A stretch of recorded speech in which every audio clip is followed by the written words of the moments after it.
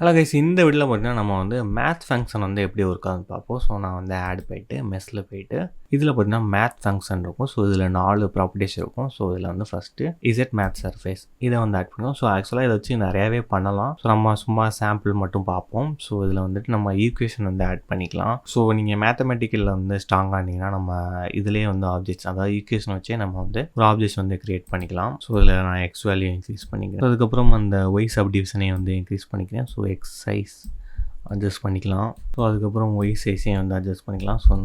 So இந்த மாதிரி தான் இந்த ஃபங்க்ஷன் வந்து ஒர்க் ஆகும். ஸோ நெக்ஸ்ட் வந்து பார்ப்போம். ஸோ அதை ஆட் பண்ணிட்டு மேத் ஃபங்க்ஷனில் வந்துட்டு XYZ மேத் சர்ஃபேஸ். ஸோ நம்மளுக்கு பார்த்தீங்கன்னா அந்த சங் ஆப்ஜெக்ட் வந்து கிரியேட் ஆகிருக்கு. ஸோ இதில் வந்து ஆக்சுவலாக இதில் பார்த்தீங்கன்னா நிறைய ஆப்ஜெக்ட்ஸ் இருக்கும். ஸோ நம்மளுக்கு எது வேணுமோ அதை வந்து செலக்ட் பண்ணிக்கலாம்.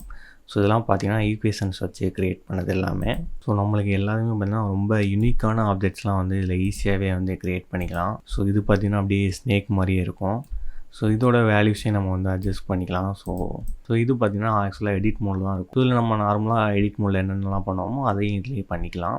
ஸோ அடுத்து பார்த்தீங்கன்னா ரெகுலர் சாலிட்னு இருக்கும். ஸோ இதை வந்து ஆட் பண்ணிக்கும். ஸோ இது வந்து பார்த்தீங்கன்னா எனக்கு வந்து ஒரு ட்ரையாங்கிள் ஷேப்பில் வந்து க்ரியேட் ஆகிருக்கு. ஸோ ஆக்சுவலாக இதோட ஷேப்பையும் வந்து நம்ம சேஞ்ச் பண்ணிக்கலாம். ஸோ நம்மளுக்கு க்யூபாக மாற்றிக்கலாம்.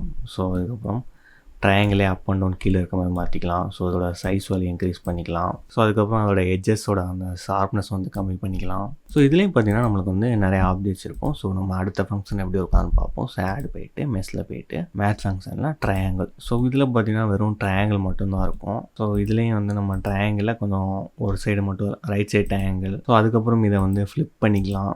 ஸோ நம்மளுக்கு வந்து எக்ஸைஸ் வந்து ஃப்ளிப் பண்ணிக்கலாம், ஒய் ஆக்சிஸ் வச்சு ஃப்ளிப் பண்ணிக்கலாம். ஸோ இந்த மாதிரி தான் பார்த்தீங்கன்னா அந்த மேத் ஃபங்க்ஷன்ஸ் வந்து ஒர்க் ஆகுது.